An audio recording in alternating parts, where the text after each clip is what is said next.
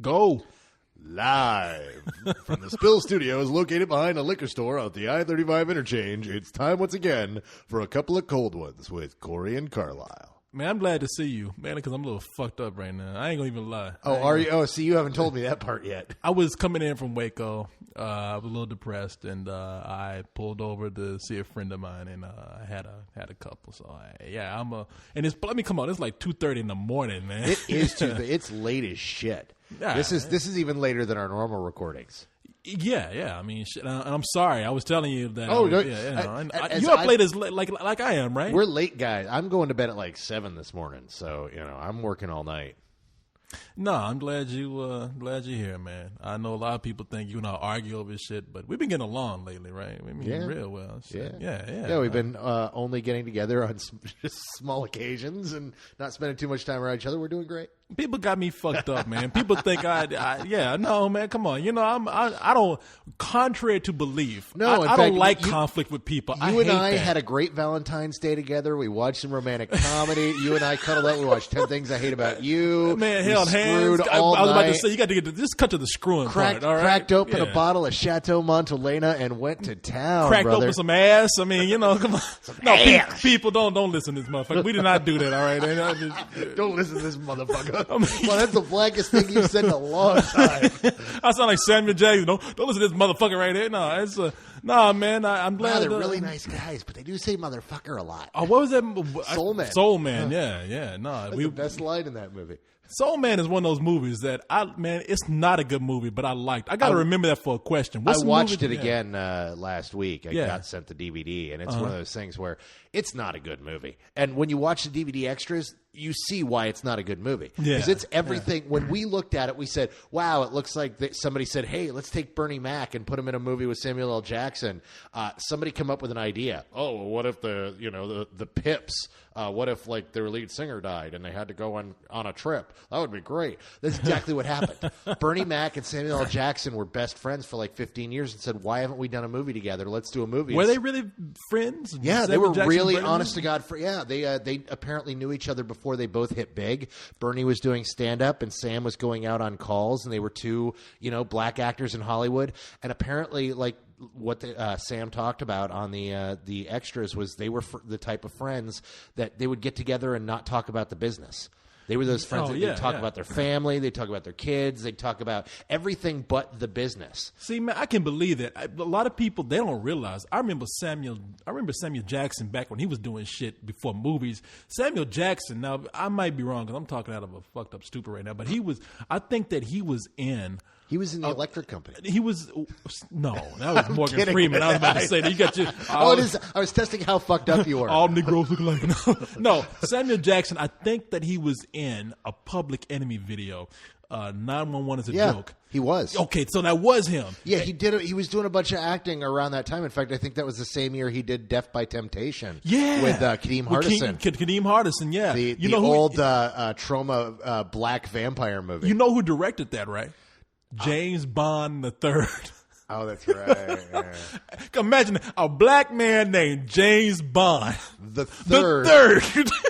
No black man back in the day, no black man would ever be imagined as having a name with the third in it. That's right. As in, like your third, you're like that's your third mama's daddy or something. But nah, man, I remember Samuel Jackson back when he used to scare the fuck out of me. I used to think this dude is never going to work again because he's the scariest looking black dude I've ever seen. You remember like Coming to America, a comedy? Oh, where he came in all greasy and shit. Dude, Jungle Fever. Well, yeah, that's a classic one right there. I mean, but that's the one that had like propelled him. Yeah. But I remember him in a couple of videos where I was like, that is the scariest black man I've ever seen. And he still is. Yeah, he's put your hands up, motherfucker. Back when he was robbing in robbing the hamburger joint. What was it called? The McDowell's. Yeah. And so, hey man, good for that man. I never knew that him and Cedric the Entertainer were that good of friends, but I can see them struggling not Cedric together. The Entertainer, Bernie Mac. Bernie Mac. Oh, God, see, I am fucked up. You are fucked up. Jesus no, but Christ. the thing is, all black men look alike to me. That's right. When you watch this movie, the script is terrible. The direction is terrible. But these two have such a great chemistry that they're funny and they elevate the material. And you find yourself laughing at jokes you probably shouldn't because they're delivering it and they're doing it well. Well, do you remember when I was at the screening with you? Yeah. I was sitting next to you and I was sitting up there just. I knew in my mind, I was like, man, that is terrible. But I was sitting up there laughing my ass off. Yeah, so I had to watch it again. I'm like, yeah, no, it's still bad, but I still fucking kind of like it. It's that kind of movie. What really is depressing is the fact that we'll never get to see them work together again. And how great would it have been to see them in something that was grumpy old men caliber? You know, that was like, let's write a real script for these two actors and let them go. Well, don't say that. Don't say never work together again. I'm expecting them to make Bernie Mac Park with a clone Bernie Mac and bring him back with a bunch of other celebrities. We get it Bernie's. Oh, come on. Now you're being disrespectful, man. Samuel Jackson running around with Bernie Mac's dead body. That's right. Actually, I'd pay to see that shit.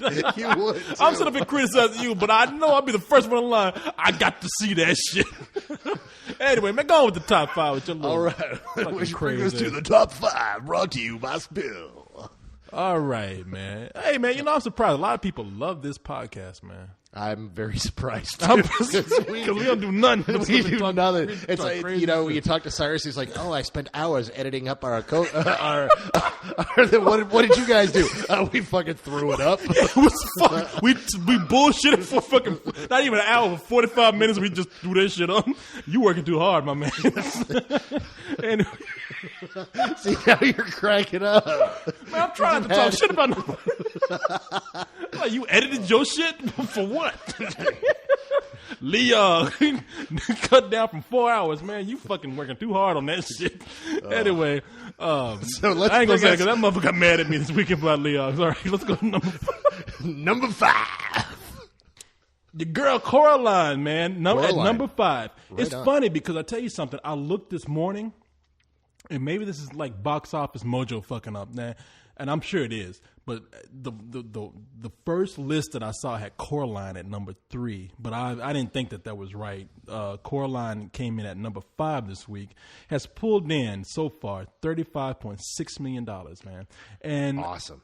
I mean, I haven't seen the movie, but I know the amount of work that went into this, and I know that anytime stop motion people, as you heard in the review, stop motion is a tedious work of art. I mean, really, you have to move things a fraction of an inch sometimes just to get like one gesture, and you can't work on this just for money. You work on this because it's a labor of love. Yeah. Yes. So Coraline, I haven't seen it, but I wish it was doing better. Pulled in $15.3 million this weekend. Look, that's great for this film, especially it has not gotten as much marketing as it should be.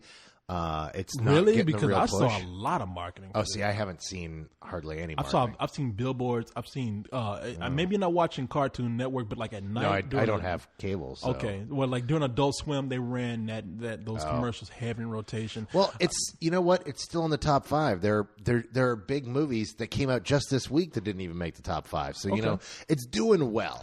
Okay, at least it's been the top 5 for 2 weeks. This is one of my things. This is something that always pisses me off. I don't understand why anyone in their right mind releases a kids film in February. They never do well. You don't release kids films in February because they're not barnstormers. When do they do well? They do well in the spring. They do really well in the summer. If Coraline had been released in the summer in 3D on a week that was more adult heavy, we would have seen really huge numbers on this because every kid would want to go out and see the new movie. But right now, February, really? During a recession? Do you know the budget on this? Not right offhand. Okay. I don't know what the budget on this is either, but people had faith in this movie. They released it in 2,320 theaters, you know. You don't release something in that many theaters when you don't believe in it. It's been the top 5 for 2 weeks. $35 million. I don't know if that's a lot for the budget of this movie, but at least I'm glad it's been the top 5 for 2 weeks. Anyway, let's go ahead and move into number 4. Number 4. Now, see, if you had sung that to me on Valentine's Day, I would have gotten double the ass. Boxers would have dropped. Drop them drawers, son. Like if I had been on the second floor of a building, they would have been on the first floor. But anyway, number 4 is Confessions of a Shopaholic, a movie they did not give us a screening for here in Austin. And yet I saw it. You did? I paid to see that shit, dude. You want to do a review with me on that? Yeah, absolutely. You want to do that after this? Yeah, why not, man? Yeah, but I'll tell you straight up, just this little bit here, I wish it was better. Well, yeah, come on. No. I actually wish it was better. Like this movie has a great theme to it, but it kind of fails. But we'll go into that in the review. Okay, all right, you got that, my man. I like. But hey, you know what? Isla Fisher, number 4. Not bad. Not bad. No, not bad. The movie, before I forget, brought in $15.4 million. So queer little piece of trivia. I believe Isla Fisher's starring film last year in February also came in number 4, for which you made me eat tons of crow. Remember Definitely Maybe? Yes. Great movie. Yeah, I keep showing that to people. I love that film. I got it for Christmas. If you have not seen Definitely Maybe, go check it out. People are finally discovering it, digging the hell out of it, but it bombed Valentine's Day weekend, of all things, last year. Yeah, I didn't think the movie was going to do well at all. I don't know why, but I mean, I've heard good things about it. It's good. Okay, all right. Which brings us to number 3. Yeah. Taken. Yeah, man. Liam Neeson still kicking ass, man. Liam Neeson, that's that dude. There's some. I just now realize not only does he kick ass, which we have mentioned over and over again, but people like Liam Neeson. Man. Yeah, people have always dug. The thing is he not only kicks ass in movies. When he's not kicking ass, he plays the adorable dad. He's a guy who could play both the adorable dad and the badass. And he combined both in this movie. Yeah, he tried to be the adorable dad who could only kick ass. It was great. I keep getting emails, messages, and people on my wall thanking me for talking about the movie in a Coco, and people who read my written review going, "Dude, I'm so glad you talked about that. What a badass movie!"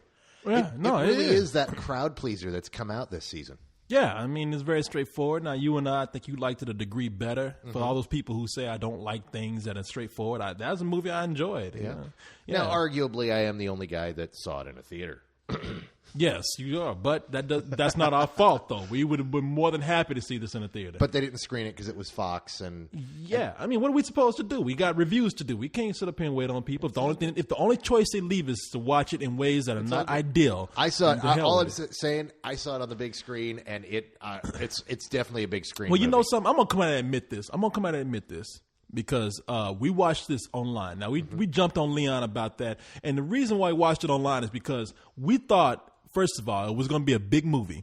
And second of all, it was a movie that was worth promoting. Yeah, so I didn't give a fuck about seeing this online. If people want to criticize me for piracy or whatever, fuck you. No, I want to promote this movie. And they didn't give us a screening. I'm not bitching at you. No, I know. I'm just saying something. Yeah. And nobody has bitched at me. If you're out there and you're like, oh, I really want to watch that movie, I'll stream it. Or you have streamed it and liked it. Dude, go see it in a theater. It's a theater movie. It's a fucking action film. And it's great. I can't wait to. A buddy of mine just got the Blu-ray in from England because it came out a bit ago. And apparently it's got this really hardcore, awesome alternate ending that I'm looking forward to seeing. I would love to see that too. So anyway, let's see. Where do we stop off? Number 2. Number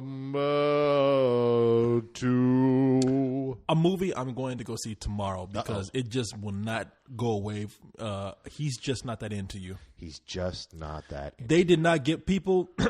I know a few people have written on my wall like, how come you haven't seen this movie? How come you didn't review it? They didn't screen it. They didn't screen it here. So you lose. I mean, we're all busy. It was review proof. They knew it was review proof. It was a huge book. It turned into, it's a movie that's star-studded during a time that, it was a chick-geared film that was full of a lot of big and lovable names. It's a Drew Barrymore film, for fuck's sake. Drew Barrymore, Ben Affleck, that's a bunch of characters. Jennifer Aniston, Justin Long, a lot, and some other actors you might not even recognize. I mean, you don't know their names, but you've seen them. Yeah. And so, they didn't have a review, a screening for us, so we didn't see it, but. As you said, it must be review proof because it's pulled in $55 million over the last. I was supposed to go and see it this week, and I just didn't get a chance to. I'm going to go see it tomorrow. We'll work out who reviews this with me or whatnot. Well, hey, I'm dying to see it, so that'll give me an excuse to go see it. We'll review it. All right, and then we can finally get our feelings out there. Yeah, about but this I'm totally down. Tired of the sticking around and we don't have a review for it. And $19.6 million would have pulled in $55.1 million so far. So movie's doing well. I mean, which brings us to the number one film. Tom Tykwer's, starring Clive Owen, the international number 7. Clive Owen beat Jason. No, man. No, ha ha ha. Yeah. No, Friday the 13th, man. And that is a no-brainer right there. Everybody knew that this shit was going to be big. $42.2 million it brought in. A lot of money. Now, I didn't like the movie. I thought it was worth watching for a few things, but on a rental basis. You really liked it? I dug the hell out of it. Well, it was exactly what I wanted from it. I mean, let's face it. If you weren't reviewing it, you wouldn't have paid to go see this movie. You would have looked at it and gone, if somebody would have said, hey, you're going to go see Friday the 13th? You would have said, fuck that. I already know how it's going to end. You know what? I would have paid to go see this because a lot of people are just not realizing about this about me. Love horror movies. Except I've never known a horror movie that you've liked. You have. What? Let's see. I mean, well, first of all, you know Wreck. You know every zombie movie I like. Some of them. You know that. Well, yeah, some of them. I didn't like Land of the Dead because I got strict rules about zombies. You know that I liked. What's that movie? I love the Devil's Rejects. That's true. That was only 4 years ago. I like My Bloody Valentine that just came out recently. Well, yeah, but you saw it drunk. But no, I would have liked it anyway. I mean, no, you wouldn't have. It's worse than Friday the 13th by far. My God. I don't agree with that. I liked it better than Friday the 13th. I own Cannibal Holocaust. Cannibal Holocaust. No, I'm not saying you don't like horror films at all. I'm just saying we come out of most of these things, and you're like, man, it's the same old shit. And I walked out of this going, dude, that was the same old shit. Well, that we were going in wanting separate things. I went in wanting to see a classic Jason film without any of the bullshit, and that's all it was. Well, see, this is where it's not about horror films because, like I said, people are like, I forget even some of the things I talk about. People write to me and they say, you like that? Didn't know you like horror movies. I thought you were the art guy or the animation guy. I'm like, no, man, I love art. A lot of people realize, they say, you know what? You like zombie movies. I should have known. And I'm like, yeah, no, I love horror movies. But when you use that term reboot with me, I'm expecting something different. I mean, and I'm not criticizing anybody that liked the movie. This is where I get pissed off with people. People write me and they say, if you expected something creative out of this, then you're crazy. I'm like, no, I'm not going to criticize you. I'm not going to criticize you if you went in and got what you wanted. I have a different standard. That's all. Yeah. See, personally, I really, really, really didn't want to see them do something new with this. Why? Because Chapter 7, 8, 9, and 10 was them doing something new with it. And every time they tried something new and to try to spice things up, and it got worse and worse. And they're like, well, let's take him out of the camp and we'll put him in Manhattan. Oh, well, that didn't work. Well, let's make him a soul-eating worm that jumps from body to body. Oh, that didn't fucking work. Well, let's put him in space and make it a comedy. Oh, well, that didn't work. See, all of those, and I'm the only one that liked Jason X. No, I love Jason X, but it's a comedy. It is a comedy, and I don't even count it as part of that series. I say this is somebody that just wanted to make a campy Jason. What happened? One shot. What happened? Jason fucking Voorhees. Yeah, exactly. No, man, people, you want to say Jason X is bad because people want to. You've heard that. Okay, they've made it a comedy. If you look at it as not part of that series, as somebody is joking around, it's a funny movie. It's a lot of fun. Yeah, it's great fun. But what they wanted was this, and I enjoyed this. Well, I just say, like, I see what you're saying. They touched, I forget which one it was, but which one was the movie where, was it 4 or 5 where Jason met the psychic girl? That was 7. Okay, that was way in there then. That was part 7. I've seen it, and I thought, like, mishandled a lot. They just got some. They've great got bad concepts, directors. some cool scenes, but a lot of bad stuff. Yeah. I used to love that one and defend it, and then somebody's like, "Dude, go back and rewatch it." I'm like, "All right." And I was like, "Oh fuck, man, this is not the movie." It's a great concept, and if they had a better writer and director, that's what I kind of want to see what them do with this series. When they say reboot, they boiled it down to its basic elements, and I think that people now, in my opinion, people just want to see Jason come back. So I knew this was going to make a ton of money, and really, look, if you're a teenager going to see this at midnight with your girl or something, what are you talking about? But that's exactly why I gave it a full price. Oh yeah, and like I said, take your friends, go have a good time, dude. This is a perfect movie for the Alamo Drafthouse. You go order yourself a bucket of beer, kick back, and watch Jason chop the shit out of people. I guess I just hold reboots and remakes up to a higher standard. I mean, this movie, that's what it says to me. Look, we'll get teenagers and drunks come in at midnight, and then we'll make money. I want to see this do something different, man. If you talk about reboot and remake, give me a little more insight on what Jason's going through, the reason why he came back, or maybe the real. Dude, that's exactly what people bitched about with the Halloween reboot. Oh, you know what? You're right. I love the Halloween reboot, but everybody bitches. They're like, we didn't need to see him as a kid. Why are they trying to explain the character to us? I'll tell you why. Because in Halloween, that movie worked by just not knowing that much about Michael Myers, because Michael Myers wasn't really supernatural or anything. Just not knowing that worked before the slasher craze really took over in this country. In Friday the 13th, there's so much mystery behind. Everybody's wondering, like, okay, what the fuck happened with Jason? Is he a zombie? Is he somebody just superhuman? What the fuck is going on? That's because the original Friday the 13th was just a knockoff of Halloween. Halloween, yeah. No, it was. And then it was so popular that Paramount couldn't get away from making a sequel. And so they made a sequel that involved Jason. Yeah. And then that was so successful that they had to make another one, and they had to make another one. Which is why there was the final chapter, because they were like, look, we don't want to make any more of these. These are dumb. They're horrible. We hate them. We're not going to make any more of them. And then that's when they sold the rights to New Line. And that's where they had the New Beginning, which was the stupid one where it was really dad. And then there's the sixth one where they resurrect Jason, he's a zombie. And then the seventh versus the psychic. And then the eighth for Manhattan. And it just got stupid. I really enjoyed this because I wanted to go back to basics. Do I want to see a second film exactly like this? Oh, fuck no. No, I mean, they went back to basics. They've introduced a whole new generation to Jason, who can now go out and rent the films, which they all re-released last week on Blu-ray. So you don't want to see a sequel to this? No. Because I don't either. I'm like, look, I'm really, people don't write me anymore talking about how I need to be relaxed and I need to like get in touch with my inner teenager and all this kind of shit.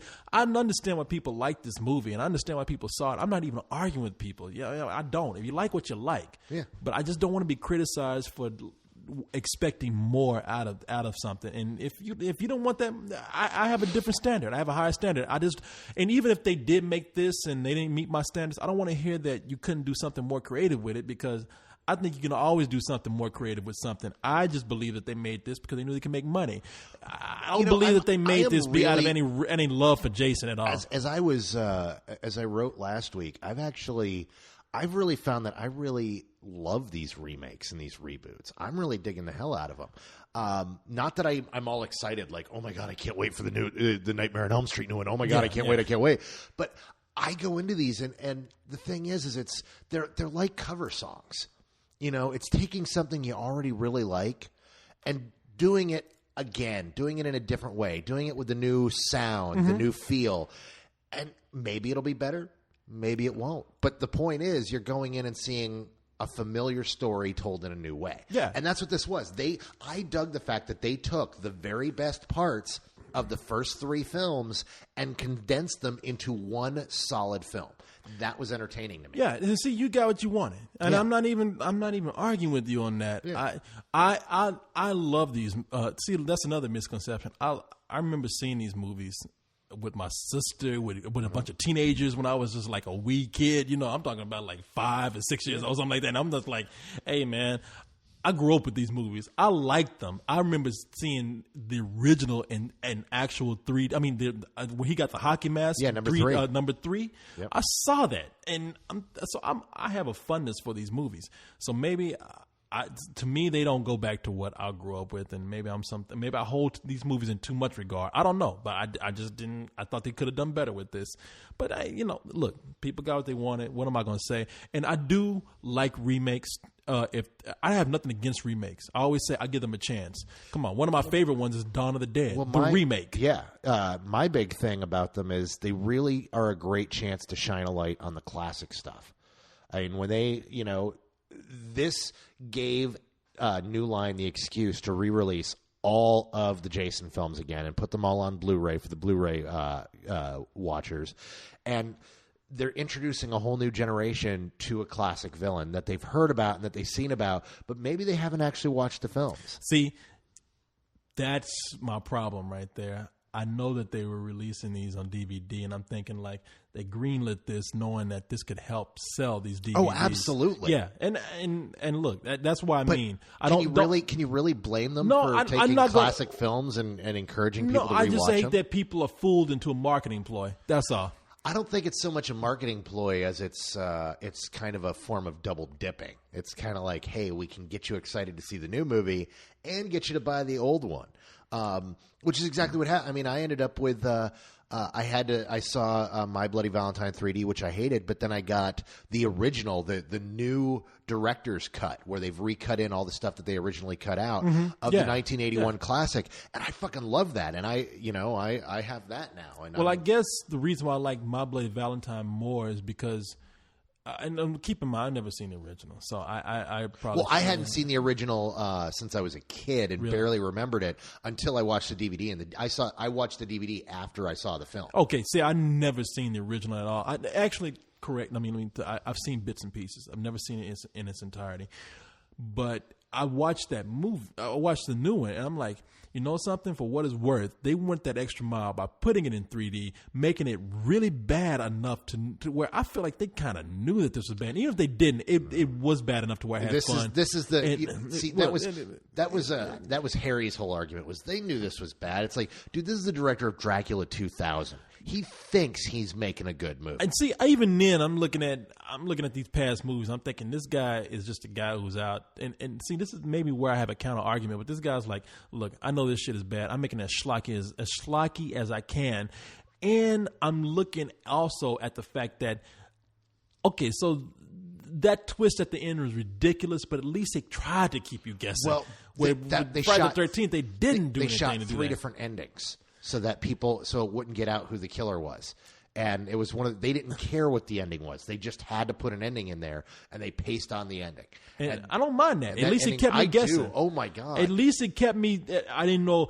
Granted, look, I'll tell you this much. I didn't know how it was going to end. And it kept me enough to, even if it was to the point where I said, I want to see how ridiculous this ending is. And so I had I'm not going to lie to you, had a much better time at My Bloody Valentine than Friday the 13th, because Friday the 13th was But you had alcohol at My Bloody Valentine. I wish I had alcohol at Friday the 13th. You would have had a lot more fun at Friday the 13th. But I would have had, I'm sure I would have had a good time. I mean, watching it at midnight with teenagers, we do this all the time. But I still would have held it to that standard of, one is sort of trying to do something, another is very straightforward, and I've seen it all before. So, I'm not going to argue with it. This is nothing new, but I mean, it all comes down to the expectation game. If you're asking for something new and different from a reboot, you're probably going to be disappointed, because 9 times out of 10 they're not going to give it to you. No, well, I mean, I've seen some stuff that they've tried to look. Hulk, they came in clearly said, "Look, we're going to give people what they wanted instead of this thing that we had before, and we're going to make some major changes." And they made major changes. Now, you know the one that's really exciting me right now? What's that? The Thing. Oh, the prequel, man. Well, because initially they weren't going to do a prequel. They were going to. I know they were going to remake it, and then they looked at it and they said, "Fuck, this movie's perfect. We can't improve this. We can only improve the effects." And then somebody spoke up and said, "Why don't we tell the story of the Norwegians?" Of the Norwegian base. That's right. And then it was like, "Oh, the fans will love that." No, I remember when they were first talking about it, and they said, "We want to do the Thing," and it's like, and I remember people saying, "Oh my God!" I mean, because the Thing is one of my favorite science fiction movies, man.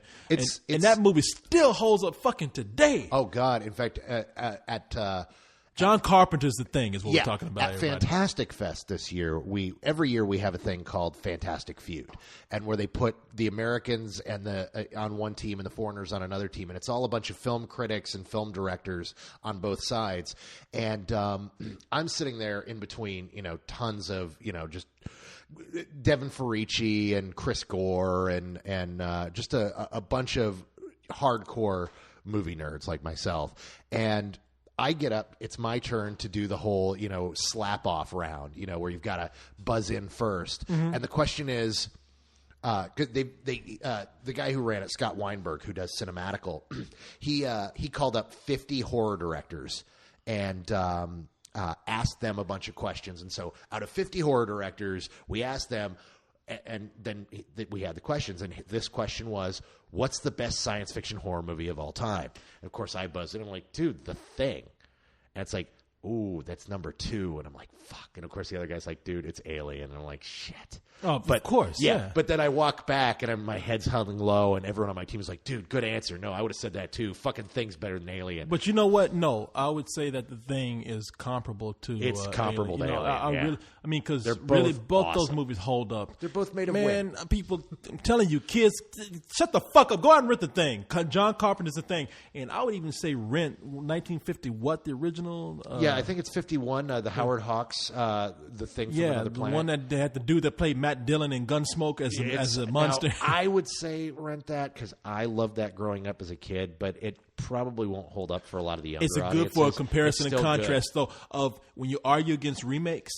You look at that first one, you look at that second one, you see how people remake something due to technology, and it's like, okay, I can see why they remake that. That's why I'm not against remakes, but I am for remakes that do it because either they can do it better because technology allows them to tell that story more accurately, or because they really realize, you know what, there's a different story we can tell for the better, or we can improve it somehow. And The Thing is, you're right, it's one of the prime examples. And that's why people are up in arms about them redoing it. It's like, there's nothing you can redo. Dude, it was, but I mean, by the same token, how angry can you get about remaking a remake? Yeah, I mean, when it all comes down to it. I don't mind a remake of something that that still wasn't that good, that tried to remake The Thing before, but The Thing, I mean, that's perfect, man. Yeah. No, I mean, like one of the things that I've been getting emails about sporadically over the last year is, oh my God, Carlisle, can you believe it? They're going to remake The Seven Samurai. And it's like, yeah, The Magnificent Seven. It's called The Magnificent Seven, and about half a dozen other ones, including my favorite, Battle Beyond the Stars. They're going to remake it again. Wah! You know what? It'll either be really awesome or it'll suck. But either way, all of a sudden people are going to go, oh shit, I've never seen The Magnificent Seven, or I've never seen The Seven Samurai. I need to see those. And yes, you do. They are both fucking awesome. Yeah, no, I have nothing against remakes at all because they've done some great remakes. There's some that I look at and I'm nervous about, like this latest trailer for Taking Up the Pelham 1, 2, 3. You know what? I kind of enjoyed that. You like trailer. Tony Scott. I'm going to call you on this shit right now. Don't call me on this shit. I fucking love Tony Scott. I'm like, Tony Scott. I think I am officially Tony Scott's biggest fan. I actually got... Okay. No. You can admit that. No, I got contacted when Tony Scott, who produces along with his brother Ridley the show Numbers, Tony Scott directed the first episode of season 4, and I got an email from his agent saying, hey, we've been reading a bunch of articles by you, and you seem to really like Tony's work. Would you like to get a screener of that episode and write it up? And I'm like, yes, please. No, dude, I love Tony. And that's the... Now, there are 2 reasons why I'm excited about this. 1, it's Denzel Tony Washington. Scott. 2, Denzel Washington. I fucking love Denzel Washington. I do too. And I mean, if anybody's going to replace Walter Matthau, Denzel Washington has the fucking chops. See, I don't make that connection yet. Now, have you seen the Taking of the Pelham 1, 2, 3? Oh yeah. Okay. That movie works perfect for its time, and the reason why that movie really worked is because it is a very witty comedy. I'm not talking about flat out, straight out comedy. It is a comedy. It's a social 70s comedy, and it works for that time. And it doesn't rely on like these really crazy stunts and special effects and car crashes. It relies on tension and wit and a lot of good humor. And Tony Scott's done that. And and he hasn't done it well, I don't think. Whenever he's tried to do humor, I'm about to school you, son. Okay, and what? True Romance. Whatever humor's in that is because I think it relies on Quentin Tarantino's writing. Well, sure, but this is going to rely on the writing as well. And I don't know who is responsible for writing this. I haven't seen enough on it, but I don't know if they can. From what I've seen in the trailer, I don't know if they're going to capture some of that social satire, wit, and personality that movie had. I just see a bunch of special effects and car crashes, and it looks more dramatic. I didn't see many special effects and car crashes in the trailer. You didn't see the scene where those two police cars would flip in? That was the one, but I mean, there was. You know what? I'm looking forward to it. I want to see this be cool. They've got to take it outside of the subway for this one though, because if you recall that one, the original does move kind of slow. See, it's really good. It didn't move slow for me. It didn't. When there wasn't action going on, there was Walter Matthau, it was even this. There were people who looked like real people. Like I don't know if these people ever went on to act. I don't know if they just pulled people off the streets of New York and they used real extras. But I was fascinated by the realism of this movie. I mean, there was enough to keep me going all the way through. Now, I'm going to do something that I never do. What's that? You guys are hearing us talk about Tame Pelham 1, 2, 3. I'm willing to bet probably 90% of our audience hasn't seen this film. No, it's a great film, but it's a forgotten one. But it's a film that's on Hulu right now, and that you can actually, right when you're done with this, you can go to Hulu and watch the entire film. And it's on Hulu? Really? I didn't know that. Yeah, it's on Hulu. Harry wrote a piece about it a few months ago when they put it out. He's like, "Oh, you've got to see this film. This is a classic." Yeah. And I was like, "Oh shit!" And I clicked on it right away. I'm like, "Shit, I'm going to watch this. I fucking love this movie." No, it's on Hulu. Go check it out. It is definitely worth your time. It is a very cool movie. Yeah, no, please check this movie out. And this is one of the rare movies that I would say, because I'm so. And if the remake is good, I'll be the first to tell you. I'm not walking into the remake thinking like automatically hate this movie. No, that's Cyrus. Okay, no, I'm open minded about everything, because if somebody makes a movie, there's so much that goes into making a film. I want everything to be good. I mean, I do not want to hate anything, and so I'm walking into this movie hoping that'll be fine. But I really find the trailer that I saw doesn't seem to hold up to what the original is, and it was one of those movies that I think is very hard to replicate. So I would say watch the original, and hopefully the remake will be great. I'm hoping so. I love Denzel Washington. I love Washington. I love Tony Scott. I loved it when they did Man on Fire. Now, I didn't see that other movie that they did. What was the one about time travel? Oh, my God. You never saw that? No. Dude, that movie's fucking awesome. I thought my mom had it. When I was in Waco a little while ago, my mom has Out of Time, not that movie. What's that movie called? Oh, God, now you've put me on the spot. I'm blanking on the title. It's not Out of Time, shit. I can tell you that. No, Out of Time is the lame Denzel Washington one in... I like that movie. Really? The one about where he's the Southern cop that's stealing money for his girlfriend? Yeah, I like that movie. That one was lame. That movie had me feeling tense, man. I like that movie. And it always confused people because the box cover looked a lot like Man on Fire. And you're right about that, because I looked at it, I was like, oh shit, yeah, wait a minute, that's that time travel movie, and I was like, and I was like, no, it's Man on Fire, and I was like, oh no, wait a minute, out of time. I can't think of the name. Denzel Washington time travel movie is so fucking awesome. I love that. I keep wanting to say Nick of Time, and of course that's not it. That's that lame ass. And of course, if it's 3 a.m, I'm not going to think of it. Somebody will post about it. And if that you post Nick of Time is that lame ass Johnny Depp movie. If you're going to be a smart ass and you're going to go, Carlisle, it's the name of the movie is this. Post the trailer from YouTube so people can watch the trailer and see how awesome it is if you have not seen it yet. Because it's a cool fucking movie. We do this drunk late at night, all kind of shit. We ain't the best people. Man. No, Denzel is. I tell you, because people who've heard me talk about this, I'm not gonna go into depth about it, but I will watch the hell out of Training Day because of Denzel Washington. Oh God, that movie's great. And I won't even. King Kong ain't got nothing shit on me. That motherfucker, he's out in the middle of the street yelling at all those people. Show program, nigga, Pelican Bay, 23-hour lockdown. I love that shit. Don't you have a roommate? I say this to him every day when he comes in. Oh, well, okay. Hey, John.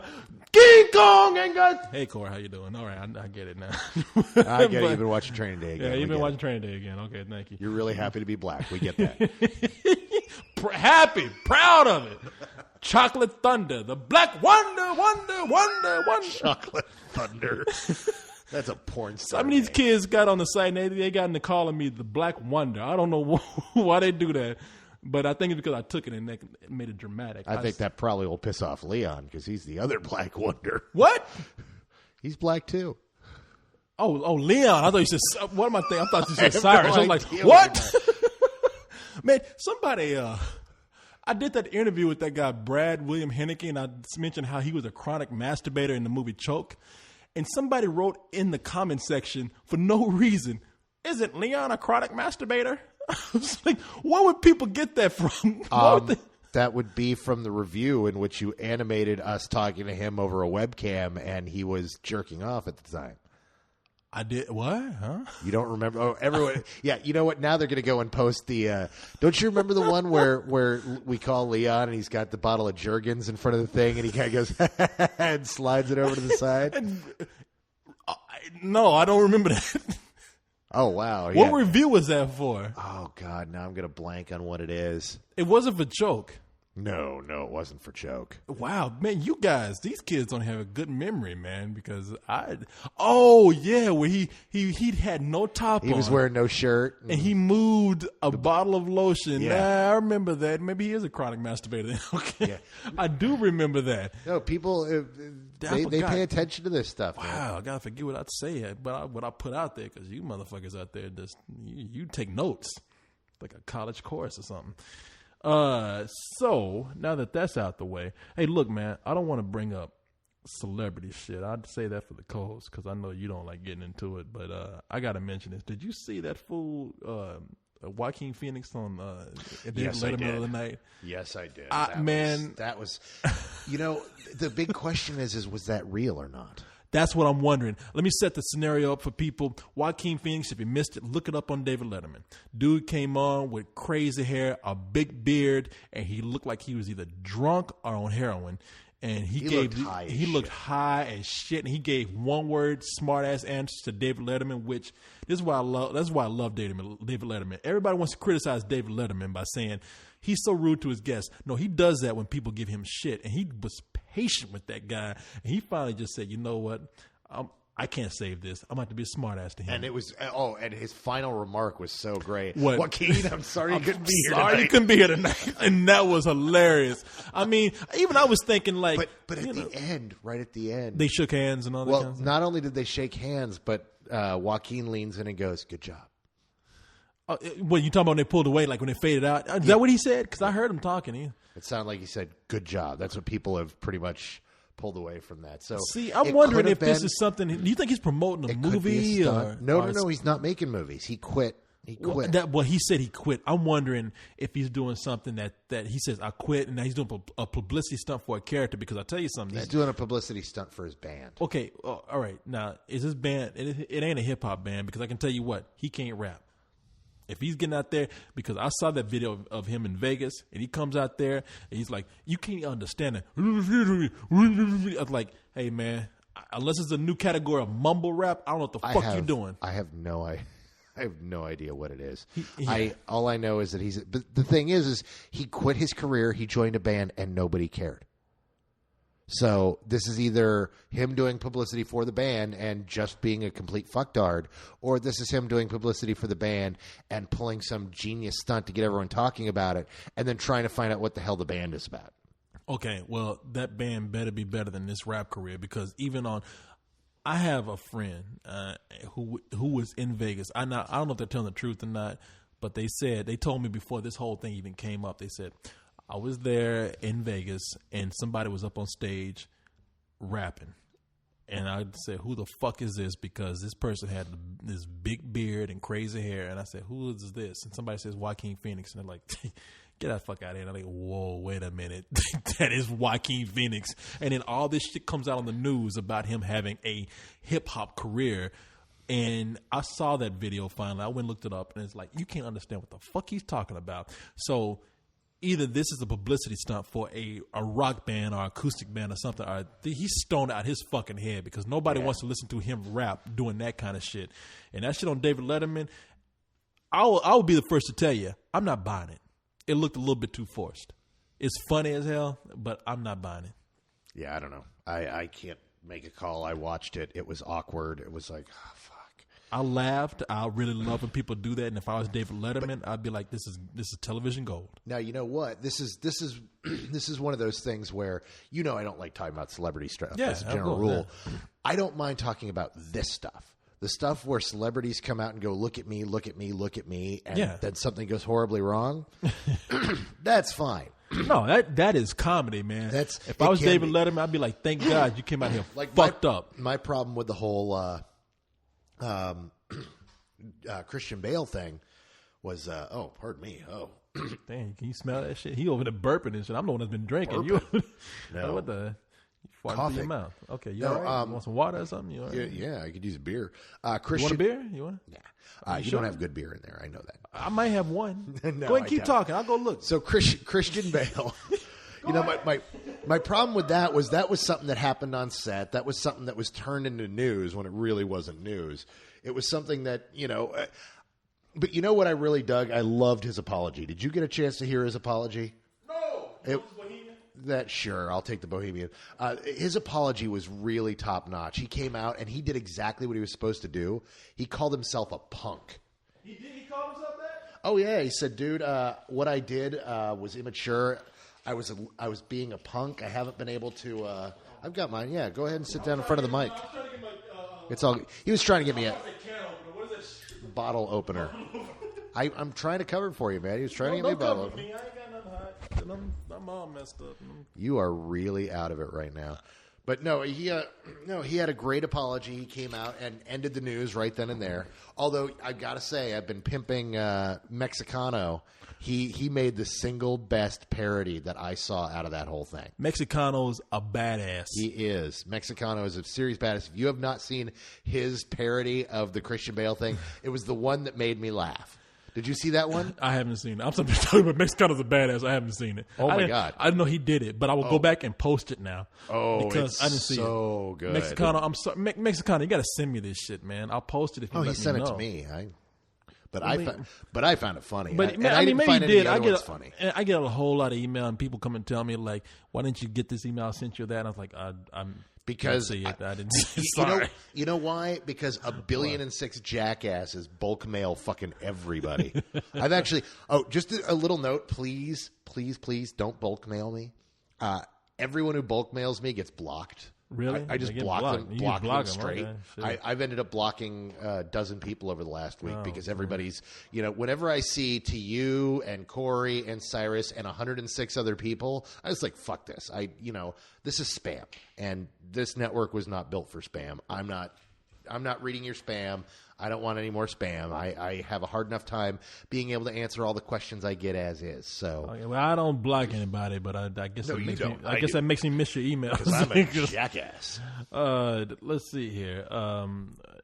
No, the Christian Bale thing, I loved. I thought it was great, but I loved hearing it. I thought the people who were coming out trying to accuse him of being crazy is when it went too far, and that's when I was like, "You fucking assholes." Well, my problem was that it was run as news on news sites, and that was the big news thing of the day because it was a slow news day, and that was the top story. It's like, really? Well, I got to argue with this. It was news, and it shows that people. I mean, it just goes to show how many people picked up on it. I mean, it was news by the fact that it was entertaining. Now, I was looking at this by saying, this is great insight on what happens on a set. I mean, this happens all the time, but people don't see it. Now, I thought it went too far when you had, and co-host and I talked about this, when you had people coming out and saying, is he an alcoholic? Is he on drugs? Does he need anger management? I'm like, no, you fuckhead. No, I mean, he's a human being. That's what happens. But the problem is when you put this in the forefront and then make fun of it, that's what people start thinking about. Because most people don't understand that this happens on sets every goddamn day. It doesn't even happen on sets. It happens at jobs. It happens in life. It happens in this very room. It happens in this fucking... You and I have had screaming matches like that if they were recorded and posted on the site. Yeah, and go back and look at it. I mean... I saw something I didn't think was possible. I saw you and Leon in a drunken screaming match at Opal Divines once. Yeah, and I remember what happened that night, and I still say that was wrong. Oh, no. You know what? That's the night that It's a misconception. You said I didn't get kicked out. I was about to get kicked out, and what happened was that I didn't say anything about you getting kicked out. What? Well, I remember what happened was Leon and I got into a fight, and I was screaming and yelling. And I admit I was drunk that night. Now I've been some nights where I've been drunk, and I would say that I was. But Leon was screaming back. He was. Oh yeah. No, it was like you barely remember the night because you were fucking trashed. You were slurring your yelling. What were we yelling about, though? You know what? Don't even know. I didn't even know that. It was just you guys were yelling at each other for some bullshit. But it was like literally one of those.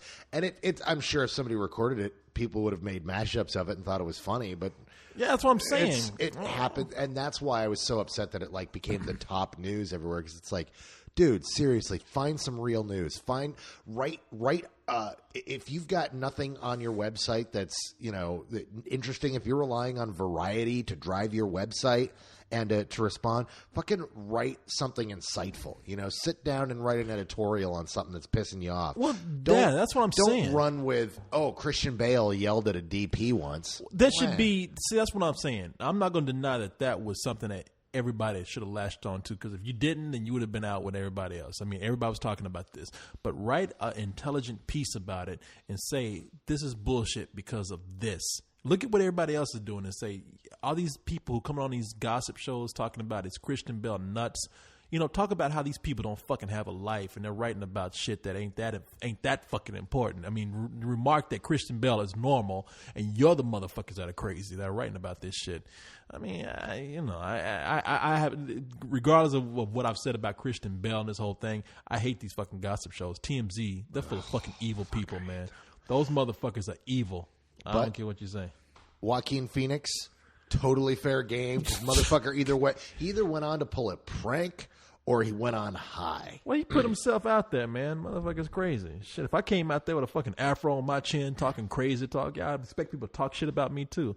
Anyway, before we come up to this hour mark, you want to get us some email? Let's get some email. All right, let's go with some email then. Let me pull it up first right here. Let me tell you people something on there. You guys out there in Spill Land, you've been writing some good blogs. A lot of people. Let me tell you something, people. Don't. There's new people come in, they don't know. If you copy something from another post or from another news story, it ain't getting on the front page, and it's going to get glossed over. It's only when you put your own insight on it and you write something that is really great. I mean, you back up points, you write more than one paragraph. I mean, that's when we start featuring shit. All this shit with you like, I went to Latino Review or Variety and copied this article. I'm not going to take it down, but I'm not going to post it on the front page because that's bullshit. Come on. You can do better than that.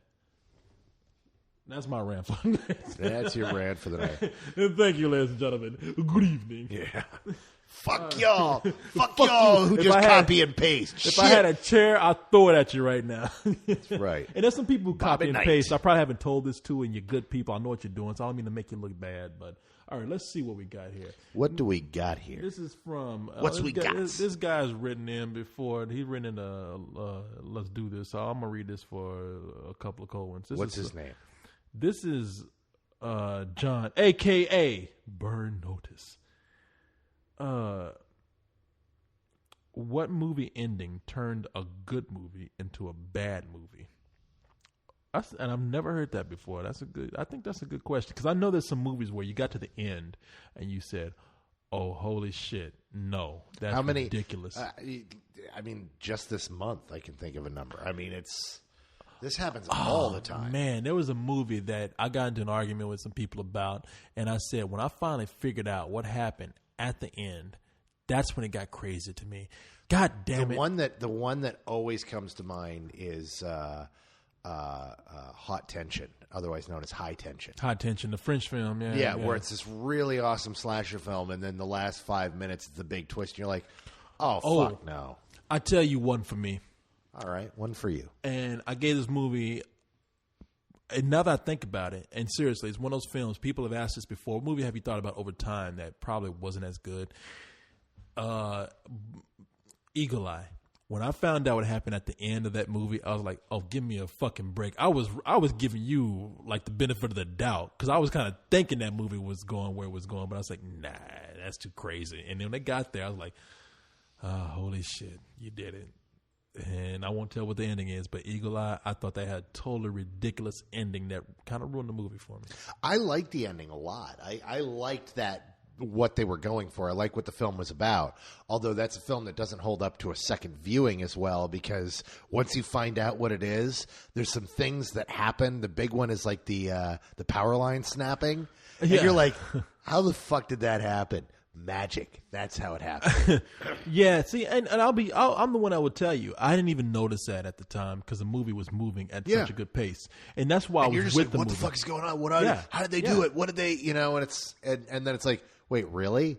Well, that doesn't make any sense at all. And that movie just it really, for the way it was publicized or the way it was put out there, and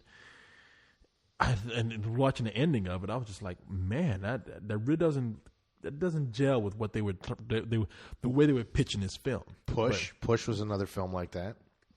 Push, I knew would be kind of crazy from the beginning. But you get to the end and it's like, oh, hey, we haven't resolved anything. Let's go find your mom. That I didn't know. I don't really say that's kind of a non-ending. All these movies where you think you got something and you don't, y'all need to quit that shit, all right? The Golden Compass was one like that. But the Golden Compass was the first book of a trilogy. That's true. It's based on a book, but is Push though. Push is based on a book too. No, it's not. It's original. I heard Push is now. I might be wrong, but I heard Push is based on some novels, and that is probably why they kept it open ended. I'm not sure, but I swear I haven't seen anything on that. Yeah, people don't quote me on this, but I think Push is based on some novels. And I think that I only say that because I knew that going into it. Could be wrong though. I admit that. All right, let's go ahead and go into a question from Aaron. Aaron's one of those guys who posts a lot of posts and they're good, but I can't post them on the front page because they're kind of not rewritten when he posts them on it. Anyway, Aaron's a good guy. I like Aaron a lot. And Aaron says, in the past, movie stars have taken the transition from the big... Let me pull this up a little bit because I can't see. Yes, pull this up while... let me whip this up. Movie stars have taken the transition from the big screen to the small screen, like Kira Sedgwick on The Closer, Holly Hunter on Saving Grace, Charlie Sheen on 2.5 Men, and Steve Carell on The Office. So my question is, what are your thoughts on TV shows that enlist movie stars in the title role? And also, what movie star would you like to see star in a TV show? By the way, did you know Tyler Perry's Madea Goes to Joe opens this Friday? Yes, I did know that opens on Friday. We got to figure out how to do a review for that because, as we all know, they never screen those. They never screen Tyler Perry's They are movies. review proof. They are. Black people go see that shit no matter what. And black people don't read. That is not true. Black people read Ebony, they read Jet, and they read Blacktail. Well, they look at the pictures in Blacktail magazine. I like Blacktail. So do I, young man. So do I. No, you don't. Contrary to belief, a lot of people say, Corey, why you like just white women? Man, I like anything with ass and vagina. So, hey, but that's enough of that. Let's go. Now, that's Tyler Perry. He don't even let black press into his movie. I'm mad at Tyler Perry about that. But and he doesn't. We don't screen. Well, his new movie's what? Ernest Goes to Jail. But no, Madea Goes to Jail. Yeah, I'm sorry, I got my races confused. Yeah, exactly. Same fucking movie. You got the hick mixed up with the ghetto black woman or the black drag queen. No, this movie we'll check out and we'll try to have a review for one way or another. But it's not going to be a video because they don't let us see these movies. Tyler Perry just pretty much said, all those Negroes in Austin, you ain't coming to see my movie. So as far as people in a television show, look, television, and you correct me if I'm wrong here, television is very lucrative. And if you're a TV, I mean, let's come on. Steve Carell is 40-something years old. Steve Carell is like saying, I don't care either which way it goes. And if there's a TV show that's going to give me a steady paycheck, I'll take it. And you hear any actor say, we take movies because they give us the opportunity to do different characters, different roles, experiment a little bit, whatever. But television, I mean, think about it. You get a paycheck every week. Why wouldn't somebody turn that down unless they were like somebody who was guaranteed millions of dollars for every feature? I mean, what do you say? I don't watch TV. Well, what it comes down to is really, so there have always been actors that have gone to television, and you named a couple that had to, and one that didn't. Steve Carell didn't have to go to TV. No, he didn't. But he did, and that helped create who he was, and that show's been such a hit, and he's making so much money off it, he's not going to leave it. But Kyra Sedgwick, she wasn't exactly, turning down blockbuster movies. Her days had come and gone.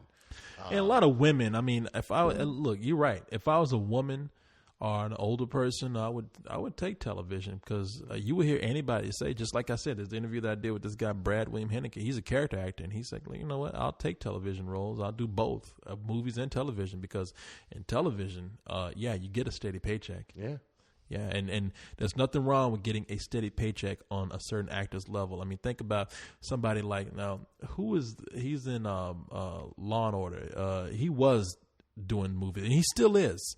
The guy that was in Full Metal Jacket, he was Private Snowball. You mean Vincent D'Onofrio? Vincent D'Onofrio. He does Criminal Intent. Okay, he does. Is that what it is? And he only does half of it because he had a mental breakdown. Motherfucker went crazy. Yeah, and so they had to split up his season, and they alternate episodes between him and the other apparently guy. Television drives you out your fucking mind too. No, Vincent D'Onofrio though, he does. I just saw him in a movie. It's not released yet. I'm sure it will be, because it was at Sundance. Antoine Fuqua's movie. I can't remember what it was, but anyway, he was in that. He was in that movie for just like a few minutes. As a matter of fact, at the beginning of the movie, he was in there for about 2 minutes, maybe 5. But I think that's a guy who had it. He had a movie career and decided to say, "Hey, you know what? I'm going to be in television." Lawrence Fishburne just turned to television on Law and Order, I think. Right on. Yeah. So, you get some actors who just say, look, you know what? I'm a family person now. I'm a mother or a dad. I got things going on. I'm going to take a steady paycheck and go home for the end of the day.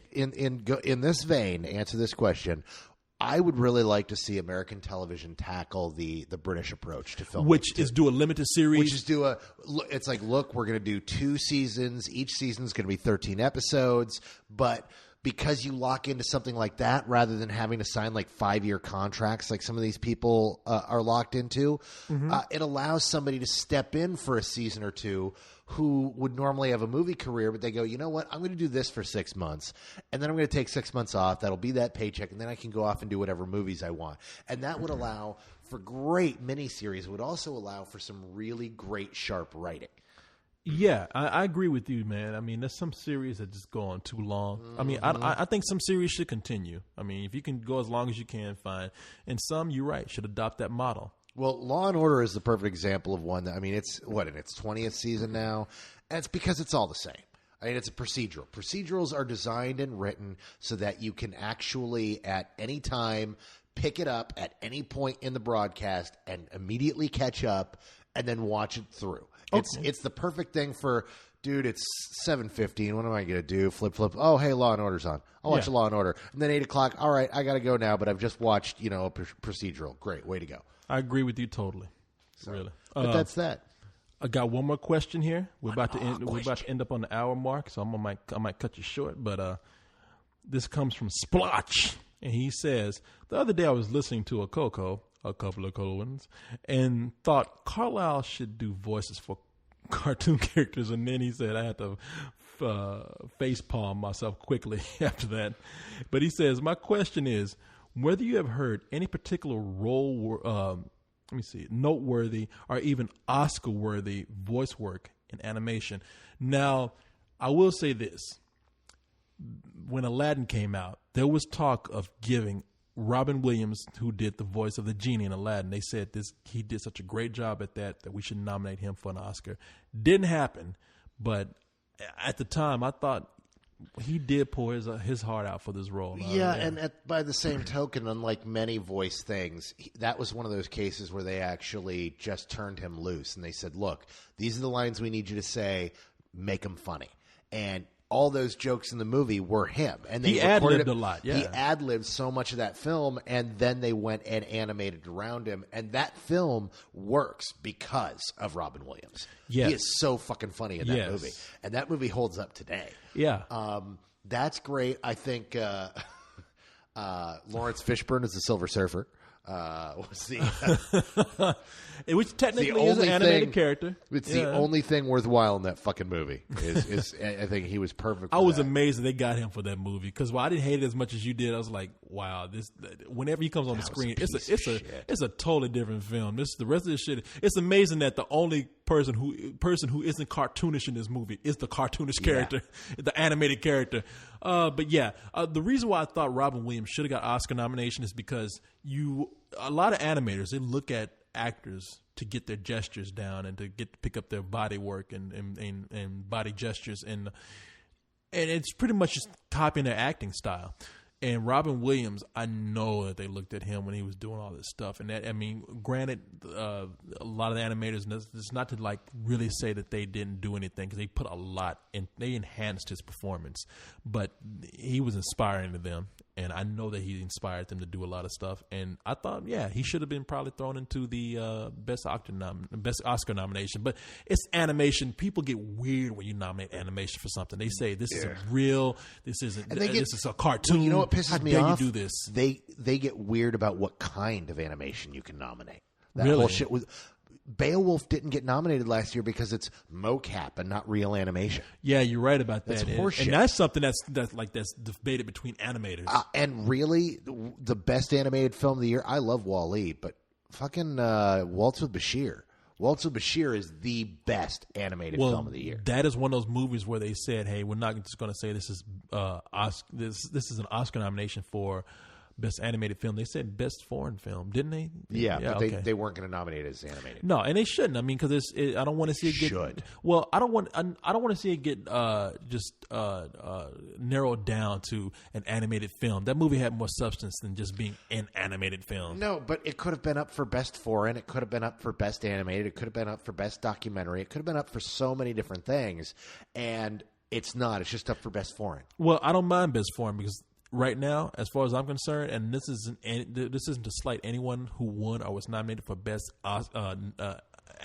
animated feature category, but that's a throwaway category, man. And it shouldn't be. It's a throwaway category because they won't nominate the real films. Yeah. That's what pisses me off. I want to see, I mean, if this film could win the Academy Award, that would, if Persepolis had actually won the award, where we start actually seeing real interesting experimental animated films getting these awards, it would change how animation works today. All right. Well, hey, man, we're coming up to an hour. Let's get the fuck out of here. All right. I'm sorry. We're coming up to. All right. I got to get out of here. This is close. Goodbye, everybody.